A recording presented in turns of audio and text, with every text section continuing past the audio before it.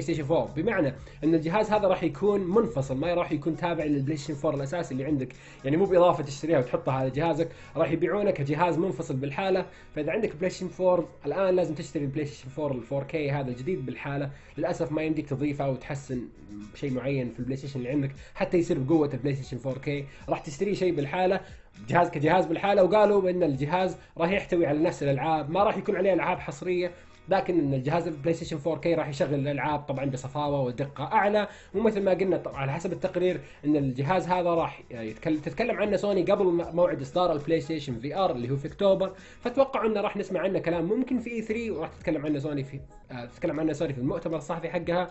طبعا حتى الان ما في معلومات رسميه عن اسم الجهاز او سعره اللي هو البلاي ستيشن 4K، لكن توقعوا نعرف عنه معلومات جديده قريب. لكن الكلام هو هل تشوفون سوني في رايها صحيح في هذا اتخاذ هذا القرار؟ وهل راح تشتري البلاي ستيشن في 4K؟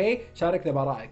التقارير ما وقفت هنا، حيث شاركنا موقع تك ريدر بتقرير جديد يشير بان استوديو روك ستار ابتدأ بالعمل الاولي او العمل التمهيدي للعبه GTA 6، وانهم دخلوا في مرحله الانتاج الاولي للعبه. طبعا التقرير هذا ما شاركنا باي تفاصيل عن اللعبه او المدينه اللي راح تكون فيها اللعبه، الا انه قال انه كان استوديو روك ستار كان مهتم مره في تصميم لعبه في مدينه طوكيو في اليابان، لدرجه ان الاستديو قبل سنين سافر لليابان وقام يسوي مقابلات مع الناس او اليابانيين اللي في مدينه طوكيو، وبدا يصورون الشوارع حتى ياخذون الطابع الاصلي للمدينه ويقدرون يقدمونه في اللعبه اللي كانت مفروض تنزل في طوكيو.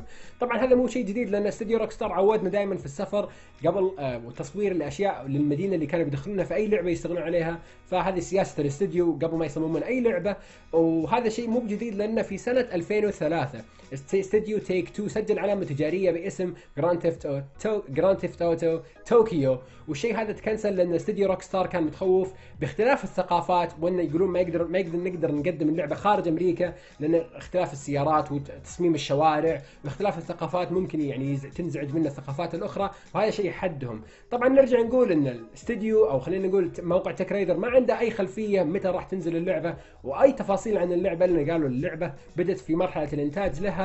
طبعا مثل ما نعرف الالعاب GTA تاخذ فتره بالتطوير، فممكن توقعوا ان نسمع عنها معلومات زياده بعد خلال 3 أو 4 سنين القادمه. فريق التطوير السعودي هاكو جيمز اعلن عن لعبتهم الجديده باسم شاوت اوف سرفايفل. طبعا الفريق التطوير اللي هو هاكو جيمز معروف في تصميم العاب جوالات جدا ناجحه مثل اللقاء، وطبعا لعبه الالغاز الرهيبه مولد. طبعا شاوت اوف سرفايفل هي لعبه جماعيه تعتمد بالدرجه الاولى على السمع اكثر من اي شيء ثاني، حيث يعمل شخصين على ايجاد بعضهم البعض بينما يحاول الوحوش منعهم من ذلك. طبعا اللعبه قالوا انها راح تدعم اللعب الجماعي على الشبكه حتى 4 لاعبين، تقدر تلعب مع اصدقائك او مع الاخرين. وقالوا بامكانك اختيار اللعب اما بانسان او وحش، فاذا انت انسان حاول انك تلقى خويك باسرع وقت، واذا انت وحش حاول انك تخرب حتى ما يلقى احد خويه وتفوز. طبعا اللعبه قالوا ان كل لاعب او يمديك طبعا تلبس شخصياتك بملابسهم المعينه، فلا تنسى تبدع وتلبس